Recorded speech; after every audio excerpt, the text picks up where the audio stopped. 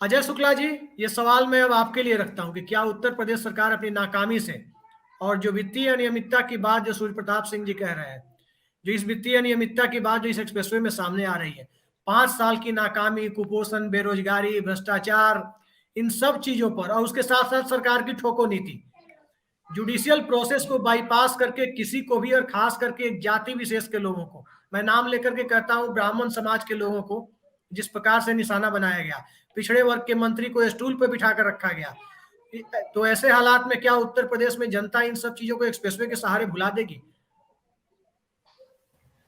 देखिए, एक्सप्रेसवे बहुत ज्यादा जनता को टच नहीं करता है।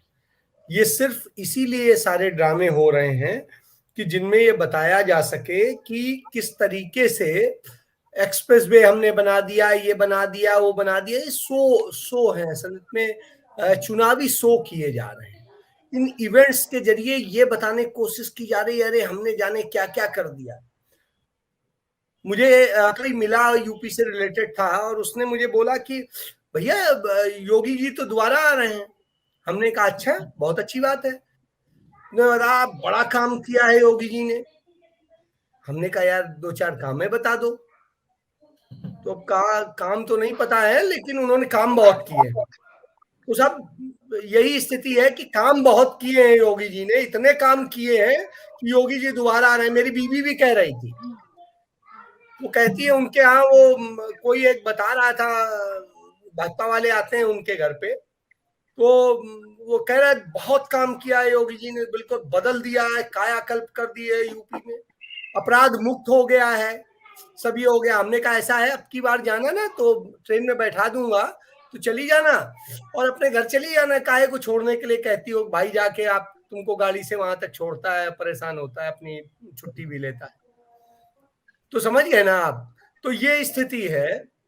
तो तो उन स्थितियों में जो ये प्रोपोगंडा किया जा रहा है, ये बार बार बताया जा रहा है कि नहीं योगी जी आ रहे हैं, दोबारा आ रहे हैं।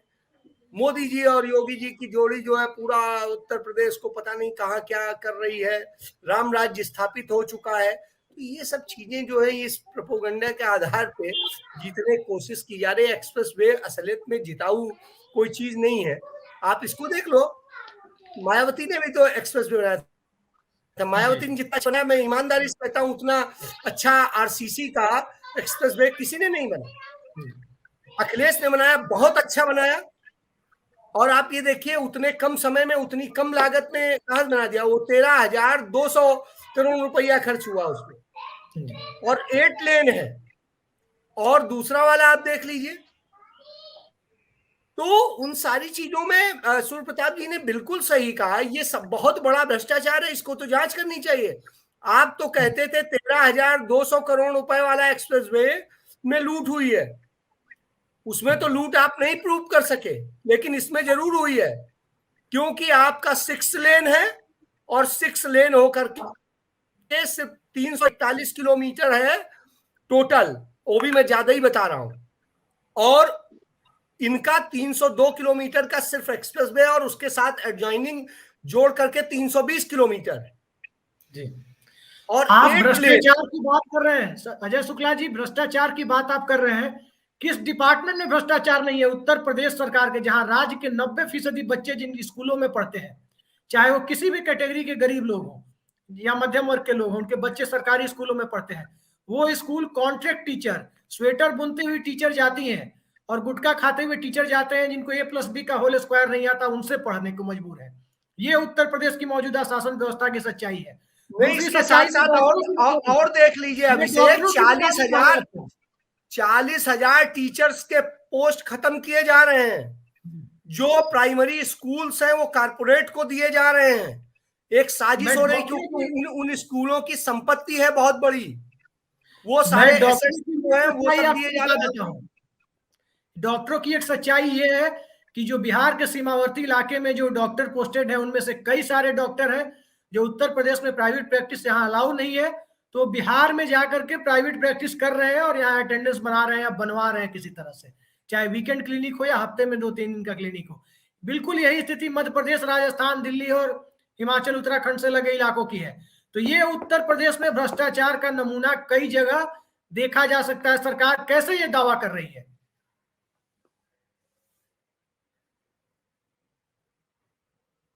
अजय जी। मुझसे सवाल है? जी जी, आपसे ही है। देखिए, बिल्कुल सही है। मैं इस बात से तो पूरी तरह से सहमत हूं, और यही तो खेल चल रहा है उत्तर प्रदेश में। जो व्यक्ति कहीं से रसूख रखता है, जो कहीं रिश्वत दे लेता है और चीजें कर लेता है, वो अपना कुछ भी करता रहे, कैसे भी करता रहे, और कुछ भी कर सकता है। और जो उस सिस्टम का हिस्सा नहीं बन पाता है, वही भ्रष्ट कहलाता है। आप देख लीजिए, डॉक्टर काफिल ने कितना बड़ा काम किया था। उन्हें तो मुझे लगता है पद्म विभूषण मिलना चाहिए था, उसकी बजाय उनको बर्खास्त किया जा रहा है। वो आदमी अपने रिसोर्सेस के जरिए लोगों की जान बचाने में जुटा था, 24 घंटे जुटा था। उस आदमी को आप कल्प्रिट बना देते हैं, उस पर एनएसए लगा देते हैं, कोर्ट कहता है कि ये गलत है, इसके बाद आपको शर्म नहीं आती है। आप जो है खुद चार्जशीट से वापस ले लेते हैं नाम, और बाद में फिर आप हटा देते हैं। तो आप ये समझिए, आपकी विभाग जो क्लीन चिट पाया जाता है और फिर बर्खास्त कर दिया जाता है। तो इन सब स्थितियों में आप उत्तर प्रदेश में समझ सकते हैं कि क्या हो रहा है। ईमानदारी का तो आप शब्द ही भूल जाइए। उत्तर प्रदेश मतलब अब जो है, जो प्रदेश हो गया है, उसके बारे में तो मुझे लगता है राजनीतिक लोग ज्यादा बेहतर बताएंगे। ठीक लेकिन है, मैं अभी बीइंग अ आप जर्नलिस्ट मैं तो ये कहूंगा कि उत्तर प्रदेश में मैंने इतना भ्रष्टाचार पहले कभी नहीं देखा था। इतना जी ज्यादा अपराध मैंने कभी नहीं देखा था। बेटियां इतनी असुरक्षित मैंने पहले कभी नहीं देखी थी। इतनी अव्यवस्थित स्थितियां मैंने पहले कभी नहीं देखी थी। जी। पहले जगजीवन राम कहा करते थे कि सिस्टम से करप्शन को दूर करने की जरूरत है, सिस्टम में करप्शन है। और आज कहीं ना कहीं लग रहा है कि करप्शन में सिस्टम है। तो क्या ये करप्शन में जो सिस्टम है, ये इतना बड़ा ट्रांसफॉर्मेशन जो हुआ है सिस्टम में, करप्शन से करप्शन में सिस्टम, ये जो आप ट्रांसफॉर्मेशन है, इस आप ये समझिए, ट्रांसफॉर्मेशन के दौर में क्या सरकार से जनता उम्मीद छोड़ चुकी है या मान चुकी है कि जनता की, चाहे सरकार किसी की भी हो, ये सब होता रहेगा? जनता अपनी किस्मत लेके आई है, खुद ही जीने मरने को अभिशप्त है। अब दाल ही पूरी काली है तो सवाल क्या करेंगे। स्थिति ये है कि आप देखिए, करप्ट प्रैक्टिस से सरकार बनी है। रवि जी बड़ी अच्छी बात बता रहे थे। देखिए, घोषणा पत्र जो आया था नरेंद्र मोदी का, अब उस पे लोगों ने यकीन कर लिया। झूठ पर टिकी हुई सरकार थी, झूठ बोल कर आई। और उसके बाद में जिस उन्होंने कहा, क्या कहा था, मिनिमम गवर्नमेंट मैक्सिमम गवर्नेंस, वो उलट गया। मैक्सिमम गवर्नेंस वो गवर्नमेंट हो गई और मिनिमम गवर्नेंस हो गया। अजय आप जी, आपकी देखिए, बात से मैं सहमत नहीं हूँ। मिनिमम गवर्नमेंट मैक्सिमम गवर्नेंस का वादा तो उन्होंने पूरा किया है। मैक्सिमम गवर्नेंस का किया हो या ना किया हो, मिनिमम गवर्नमेंट का वादा तो उन्होंने किया है कि गवर्नमेंट के अंदर जो चीजें थी, उन पीएसयूज को एसेट मोनेटाइजेशन के नाम पर अडानी अंबानी को सौंपने की पूरी तैयारी कर दी है। एक वादा मैं तो उन्होंने उसी पूरा किया। मैं आ रहा हूं। उन्होंने कहा देश नहीं बिकने दूंगा। तो साहब, देश में कोई चीज ऐसी रहेगी ही नहीं कि जो बिकने काबिल रह जाए, क्योंकि सब हम बेच डालेंगे। जी तो प्रैक्टिस तो ये हो रही है, प्रैक्टिस तो ये हो रही है कि साहब, आज पूरे देश की यूनिवर्सिटीज में 40,000 प्रोफेसर के खाली पड़े हैं। आप सोचिए कि, और ये मैं स्टेट की यूनिवर्सिटीज की बात नहीं कर रहा हूं, सेंट्रल की तमाम सारी यूनिवर्सिटीज की बात कर रहा हूं। इसके बाद में आप आ जाइए, जो हालत हो गई है, रोजगार मिल नहीं रहा, दूसरी चीजों, जबकि क्या अच्छे दिनों के वायदे थे। जो विज्ञापन चलता था 2014 का, आपने देखा था ना, क्या ये हो गया, अब तो पानी आ गया घर में, कहां जा रहे हो। अब जो है, अरे सामान इतना आ गया और बच गए पैसे, इतना सस्ता हो गया। तो आप समझ रहे हैं ना, 300 रुपए लीटर आज की डेट में सरसों का तेल दिल्ली में हो गया है। तो इन सब स्थितियों में बथुआ जो है 100 रुपए किलो बिक रहा है दिल्ली में। घास घास की तरह से हमारे आपके गांव में हम लोग खाए जी हैं, चवन्नी पैसा नहीं पड़ता था। बथुआ तो मतलब आदमी कहता था यार, किसी के भी खेत में उगता था क्या यार, ले जाओ, निकाल ले जाओ। जी तो वो चीजें आज सोचिए आप, तो घास फूस को यूं खाने का और कीमत आपको अदा करनी पड़ रही है। स्थिति ये है कि आज आप तमाम सारी चीजों में देखेंगे, और ये स्थिति क्यों पैदा हुई इस पर जाना पड़ेगा। क्योंकि अनाज पे किसी को कब्जा कराया जा रहा है, दूसरी चीजों पे किसी का कब्जा कराया जा रहा है। तेल में जो है अदानी ने पूरा वर्चस्व कायम कर लिया, उनका फॉर्च्यून जो है पूरा सरसों खरीद लेता है। तो आप ये समझिए कि ये सब करके बिल्कुल मेंटेन की जा रही है, और किस तरह से, तभी तो आपकी आमदनी बढ़ी हो ना बढ़ी हो, प्रोफेसर साहब की बढ़ी हो ना बढ़ी हो, और बढ़ी तो नहीं होगी किसी की, घटी और गई होगी यदि औसत देख लेंगे। लेकिन आप ये समझिए अदानी हर रोज 1,002 करोड़ रुपया कमा रहे हैं, और ये उनके में ऐड हो रहा है अलग। तो आप ये समझिए ये तो नंबर 1 में है, जो नंबर 2 में हो रहा होगा उसकी हम चर्चा नहीं कर सकते हैं क्योंकि हमें पता नहीं है उस पर। तो ये तो दिखते हुए आंकड़े हैं, दुनिया के सबसे बड़े अमीरों में शुमार होने की दिशा में है। जितनी तेजी से बढ़ रहे हैं उसमें उन्होंने रिलायंस को भी पीछे छोड़ दिया है। तो आप इन सब स्थितियों को जब देखेंगे तो ये आखिर क्यों हो रहा है, और लोग क्यों इस पे इतना पैसा लगा रहे हैं, क्योंकि जानते हैं कि सरकार है, वो सरकार चलाता है, सरकार का मालिक, और मालिक जब काम कर रहा है तो वो करेगा। तो ये प्रैक्टिस हो रही है। करप्शन ये हो रहा है कि अदानी को ठेका दिलाने के लिए खुद प्रधानमंत्री ऑस्ट्रेलिया जाते हैं, अपने साथ बैंकर ले जाते हैं और दूसरे ले जाते हैं। पत्रकारों को तो ले जाना बंद कर चुके हैं क्योंकि वो सवाल कर देते थे। जहाज में ही मनमोहन सिंह से 50 ऐसे सवाल कर दिए जाते थे और वो बेचारे जवाब देते रहते थे। एक शरीफ इकोनॉमिस्ट एक एक सवाल का जवाब देते थे। आज की डेट में कौन पूछता है और कौन पूछने की अनुमति देता है? किसी की औकात है? कैबिनेट की औकात नहीं है कि पूछ रहे कि साहब आप क्या कर रहे हैं और क्या नहीं कर रहे हैं। तो समझ नहीं तो लीजिए शुक्ला जी, जनता ने प्रोफेसर की जगह चाय वाले का चुनाव किया है ना। लगा देते थे। क्या कह रहे हैं? जनता ने प्रोफेसर की जगह चाय वाले का चुनाव किया ना प्रधानमंत्री के तौर पर। मैं वही तो कह रहा हूं कि तो आपने चुन लिया ना भाई, फायदा तो हो गया। वो चाय जो 5 रुपया की बेचता था आज की रेट में 15 रुपए की बेच रहा है, तो फायदा हो गया है ना। तो अब इन सारी चीजों को आपको देखना पड़ेगा कि जो हालत है, और ये क्यों है। जो जो चीज ये कहते थे कि हाँ ये करप्ट प्रैक्टिस है, उन सारी प्रैक्टिस को इन्होंने खुद अपनाया। जहां 100 रुपया पड़ता था वहां 500 पड़ता है, जहां 500 पड़ता था वहां 2000 का नोट चलता है। 20 का 1000 का नोट का कोई वही नहीं रह गया, कंसेप्ट ही नहीं रह गया। 1000 के नोट के कॉन्सेप्ट के साथ साथ एक और चीज खत्म हुई है, आप ध्यान दें अगर, तो इस देश में कहीं ना कहीं बहुत सारे पैसे खत्म हो गए। बहुत सारे रेलवे स्टेशन के बाहर बहुत लोगों को रोजगार मिलता था। जिला मुख्यालयों के आसपास, जो जिला मुख्यालय अमूमन जो रेलवे स्टेशन या जंक्शन होते थे, वहां अगले 25-30 किलोमीटर से लेबर की एक बहुत बड़ी तादाद आती थी सुबह सुबह, 15-20 हजार जो भी लोकल ट्रेनें आती थी। और वो कम से कम लुधियाना और सूरत और बाकी इलाकों में जो माइग्रेशन होता था उसको एक हद तक चेक एंड बैलेंस करके रखा था। वो जिस समय कोरोना में लोकल ट्रेनें बंद हुई, आज तक बंद है बहुत सारे इलाकों में, वो धंधा लगभग ठप पड़ गया। तो इस देश में तो पूरा का पूरा अनऑर्गेनाइज सेक्टर ही ठप पड़ गया। तो क्या यही अनऑर्गेनाइज सेक्टर जिसमें 94% रोजगार है इस देश में सरकारी आंकड़ों के मुताबिक, क्या वो इस देश में एक्सप्रेसवे के नाम पर वोट देगा? मैं आपको बताऊं, एक हमारे मित्र थे और राजनीतिज्ञ हैं, सांसद बने, तो मैंने उनसे कहा भैया आप एक काम करना, रेल मंत्री बन जाना, एक तो डिब्बे डिब्बे दे देना, हम उसी से अपना काम चला लेंगे। तो आज समझ सकते हैं कि हंसी मजाक में जो चीजें कहते हैं, आज तो पूरी रेल बिक रही है, आज तो रेलवे स्टेशन भी बिक रहे हैं, आज एयरपोर्ट भी बिक रहे हैं। तो आप कल्पना करिए कि आज वो सामरिक महत्व जिन क्षेत्रों का है, जिनका वैश्विक सुरक्षा के दृष्टिकोण से महत्व है, वो एयरपोर्ट आज दिए जा रहे हैं, वो पोर्ट्स दिए जा रहे हैं। आप समझिए क्यों दिए जा रहे हैं, उनसे किसको फायदा होना है, वहां से कहां से क्या चीजें आने की छूट दे देनी है, कैसे मदद करनी है। तो आप ये समझिए इंटरनेशनल लेवल पर किस तरह से करप्शन किया जा रहा है और खेल खेला जा रहा है कि राष्ट्र असुरक्षित होता चला जा रहा है चहुओर।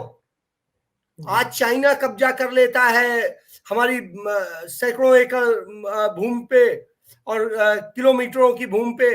आज नेपाल हमारे यहाँ घुस आता है 3 किलोमीटर अंदर और वो अपना कब्जा कर लेता है। आज आप ये देखिए, श्रीलंका हमें आंख दिखा देता है, आप बांग्लादेश हमसे वो कर देता है। तो आप सोचिए ना, भूटान हमारा पानी रोक देता है। तो आज सोचिए ना कि ये औकात हो गई उन देशों की जो हमारे टुकड़ों पे पलते थे। आज बांग्लादेश की करेंसी हमसे ऊपर चली जाती है, उनकी वो ऊपर चली जाती है प्रति व्यक्ति आय, और हमारी नीचे आ जाती है। इन सारी स्थितियों को जब आप देखिएगा, आप कहां पर टिकते हैं? चाइना के आगे आप मिमियाते हैं, और मिमियाना भी मैं बहुत सभ्यता के साथ कह रहा हूं, आप दुम हिलाते हैं।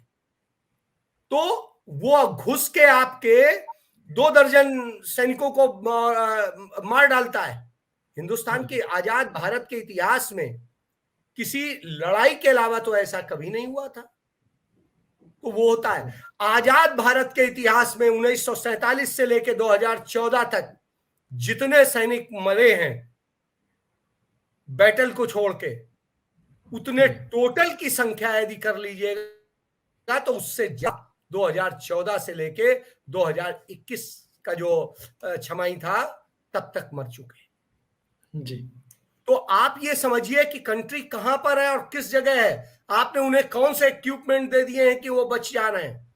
और क्या है, जो रक्षा खरीद हो रही है जिस तरह से, क्या आपको पता है इस तरह से जैसे जैसे रक्षा खरीद हो रही, क्या उसके कोई अकाउंटेबिलिटी है? कहीं पर कोई चीज नजर आ रही है? आज तो लूट मची हुई है, और उस लूट का आप जब देखेंगे कोई जवाबदेही नहीं है, कोई सवाल पर नहीं है। किसी भी आरोप और चीजों का जो आते हैं उनमें कहीं पे जांच नहीं। मनमोहन सिंह सरकार इतनी ईमानदार तो थी कम से कम कि आरोप लगते थे तो जांच होती थी, एफआईआर दर्ज होती थी, अपने ही मंत्रियों को जेल भी भेजती थी। क्या आज हो रहा है? आज तो सिर्फ क्लीन चिट दी जाती है बगैर जांच के, बगैर किसी उसके। बच्ची के साथ बलात्कार होता है, क्या कर दी जाती, गैंगरेप हो जाता है, और एडीजीपी आता है और कहता है नहीं कोई रेप नहीं हुआ, कोई वो नहीं हुआ। तो साहब ये तो हालत है। जिस विकास की बात और जिस राष्ट्रवाद की बात हो रही है, उस विकास और उस राष्ट्रवाद के बीच में कहीं आम लोग आते नहीं दिखते हैं। एक्सप्रेसवे पे कौन चलेगा जिसके पास 17-18 लाख रुपए की कम से कम गाड़ियां होंगी जिनकी स्पीड 150 के आसपास जा सके। एक्सप्रेसवे पे कौन चलेगा जिनको रेलवे का टिकट नहीं मिलेगा, वो अपनी गाड़ी से दिल्ली में दिवाली, छठ और होली में बिहार तक जाएंगे, वो चलेंगे एक्सप्रेसवे पर। लेकिन उत्तर प्रदेश का आम आदमी जो 2 जून की रोटी के लिए मजबूर है, जो सूरत से, केरल से, जयपुर से, लुधियाना से पैदल चलकर कोरोना के हालात में घर तक पहुंचा है, जिसकी नौकरियां चली गई है, क्या उस भाजपा के, उस आरएसएस के, उस तथाकथित राष्ट्रवाद में, और क्या उस बंच ऑफ थॉट में, और क्या नरेंद्र मोदी, अमित शाह की जो नई मिनिमम गवर्नमेंट और मैक्सिमम गवर्नेंस की जो नई परिभाषा है, उस परिभाषा में वो आम आदमी जो इस देश का मतदाता है, जिसके वोट से सरकार बनेगी, वो कहीं जगह पाता है? देखिए अभिषेक, बहुत अच्छी बात रवि जी कह रहे थे कि जो हालात हैं, चीजों को उन्होंने बड़ा सही से बयां किया है। मैं एक चीज कहता हूं, मैं एक्सप्रेसवे के खिलाफ नहीं हूं। मेरा मानना है बननी चाहिए और जरूरत है, क्योंकि हमें देश को आगे बढ़ाना है, चीजें करनी है हमें। पंडित नेहरू की बात आपने करी। अब वो मेरठ में उन्होंने ये सभा थी और उसी दौरान उन्होंने पूछा था कि भारत माता के नारे लगा रहे हो, इसका मतलब समझते हो? भारत माता क्या है? तब उन्होंने उसकी परिभाषा भी बताई थी। ये नहीं है कि सिर्फ सवाल करके छोड़ दिया था, उन्होंने बताया था कि भारत माता क्या है। तो समझना पड़ेगा कि क्या है। हम कह देते हैं भारत माता की जय, भारत माता की जय से नहीं होगा। उसकी जय कैसे होगी, इस बात को समझना पड़ेगा।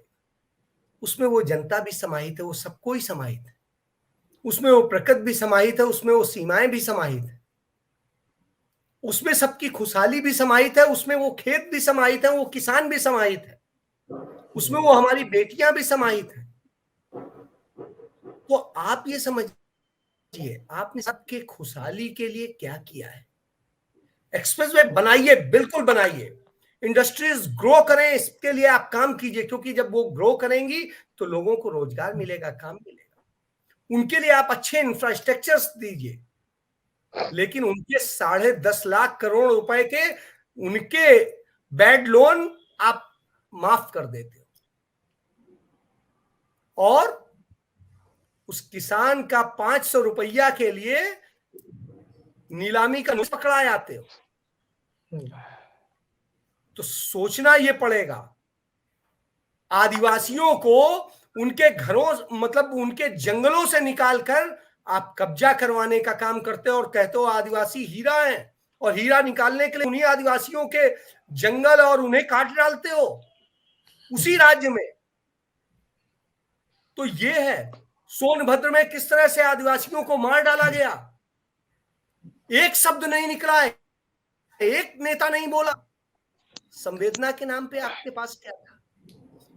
750 से अधिक किसान मर चुका है, और जाने कितना अनकाउंटेड है।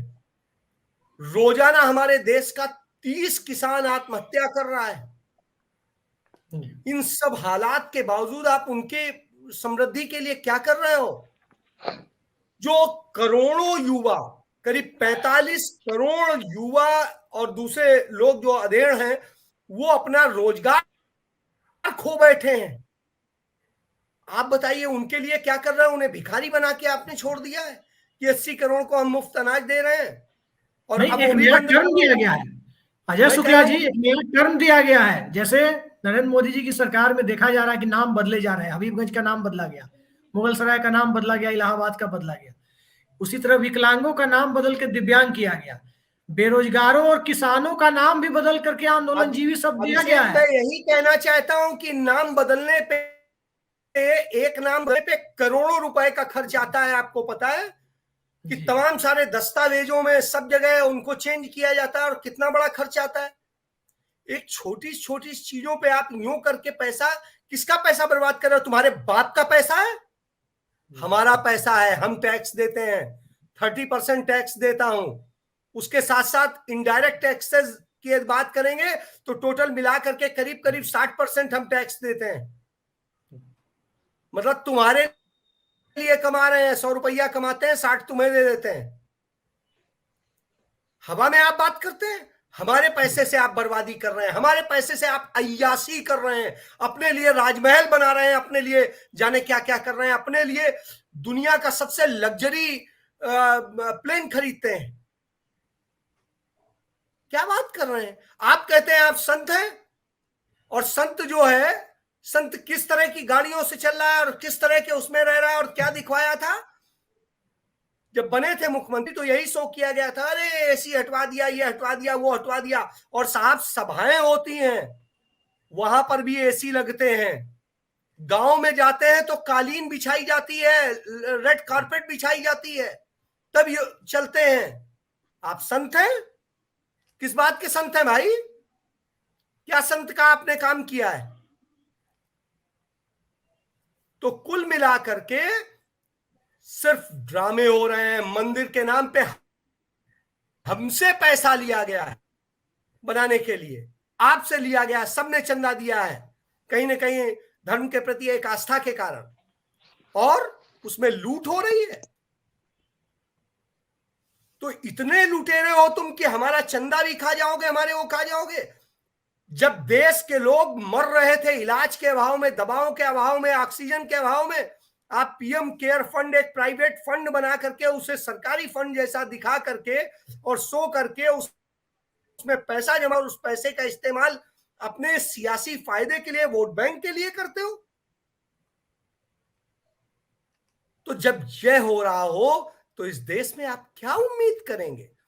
विंस्टन चर्चिल ने बिल्कुल सही कहा था अपनी संसद में कि इस देश में वो भूसा किस्म के नेता होंगे, इतने मक्कार नेता होंगे कि इस देश में आने वाले समय में हवा और पानी भी बिकेगी। और हमने 2020 और 21 में देख लिया, हवा और पानी भी बिकी। हमने देख लिया है लोगों के पॉकेट से पैसा छीन लिया गया, निकाल लिया गया, लूट कर ली गई, और लुटेरा कोई और नहीं, वो सरकार थी जो जन कल्याणकारी सरकार की अवधारणा पर आधारित है। वह सरकार थी जिसे हमने चुन के भेजा है। उस सरकार ने हमें कंगाल किया, उस सरकार ने हमें बर्बाद किया, हमारे लोगों की मौत की जिम्मेदार बनी जिस सरकार को हमने चुना था। लेकिन अजय शुक्ला जी, ये सरकार सरकार दरअसल से आप उम्मीद आजादी क्या के बाद की करेंगे? पहली सरकार है ना। बना के उसमें अदानी अंबानी को चलाना है, उसमें हमें उनके लिए राह बनानी है, क्योंकि हम असल में उनके नौकर हैं। तो उनकी नौकरी की जा रही है, यही एक जी, सत्य है। जी, आजादी के बाद दरअसल कुछ मामलों में सरकार को माफ करना चाहूंगा अपने दर्शकों की तरफ से, क्योंकि आजादी के बाद कंगना रनौत के शब्दों में कहें तो ये पहली सरकार है, पहली सरकार के सामने समस्याएं आती है। तो हो सकता है कि इस तरह की समस्याएं जवाहरलाल नेहरू के सामने भी आई थी, जब उस वक्त जो झूठी आजादी मिली थी उसमें रिफ्यूजी लोगों को बसाना था। वो दिल्ली का पूरा इलाका, दिल्ली की आबादी 17 लाख से सीधे 50 लाख तक पहुंच गई थी। तो वो एक आजादी जो थी झूठी आजादी, सच्ची आजादी जो मिली है, उस सच्ची आजादी में आम लोगों को पैदल चलने पे मजबूर किया जाता है। महात्मा गांधी के जमाने में भी पैदल चलने पे लोगों को इतना मजबूर नहीं किया गया जितना कि आज किया जा रहा है। रविकांत जी, लाशें दिख रही थी जो मिट्टी में दबाया गया था, जिन लाशों को दबाया गया था कोरोना काल में। स्कूल कॉलेज में ऑनलाइन पढ़ाई के नाम पर क्या हुआ है मजाक पिछले 1.5-2 सालों में, वो आप तो खुद शिक्षक हैं, आपसे बेहतर कौन बता सकता है। आम आदमी की क्या हालत है, मानव विकास सूचकांक पर भारत कितना नीचे चला गया है। और तो और जिस पेशे में मैं हूं, अजय शुक्ला जी हैं, जो पत्रकारिता का पेशा है, प्रेस फ्रीडम इंडेक्स में इंडिया की क्या स्थिति है, ये सब किसी से छिपा हुआ नहीं है। पूरी दुनिया में इंडिया कहां जा चुका है, हर रैंकिंग में नीचे। तो फिर आखिर ये देश विश्व गुरु बनने की तरफ जा रहा है, एक्सप्रेसवे बन रहा है, तो किस मामले में आगे जा रहे हैं? कोई एक ऐसा पैरामीटर हो जिसमें देश का आम आदमी ये जा आगे रहा जा है, अभिषेक, जा रहा है अभिषेक। काशी विश्वनाथ मंदिर को ब्रिटेन की एक कंपनी में मेंटेन करेगी और उसका पर्यटन का पूरा वो करेगी। ये जा रहा है कि अयोध्या की पूरी सारी वो चीजें एक विदेश की कंपनी के जरिए वो करने का काम किया जा रहा है। तो ये जा रहा है, हमारे देश से के लोगों से छीन के दूसरे लोगों को दिया जा रहा है। उन विदेशियों की जिनकी मुखबिरी करते थे वो अब हमारे धर्म को संभालेंगे, हमारे भगवान को संभालेंगे। अजय शुक्ला जी, क्या आपको लगता है कि योगी आदित्यनाथ को लोग वाकई वापस भेजेंगे या फिर उन्हें बरकरार रखेंगे पंचम तल पर लखनऊ में?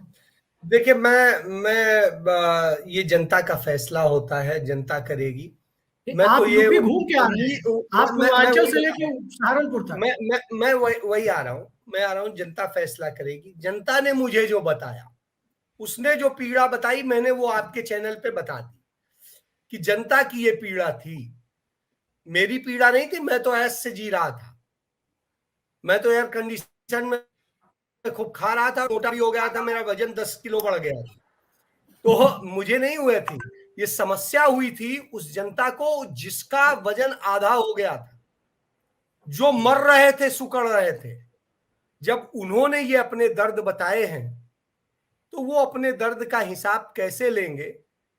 ये एक्सप्रेसवे से वापस लौटते दिखेंगे या कहीं और जाते दिखेंगे, इस बारे में तो स्वाभाविक सी बात है, फैसला हो जाएगा। जी तो बिल्कुल, आप आपने समझ सकते हैं कि जो उसका दर्द था वो तो यही बताता है कि वो इनसे खुश नहीं है।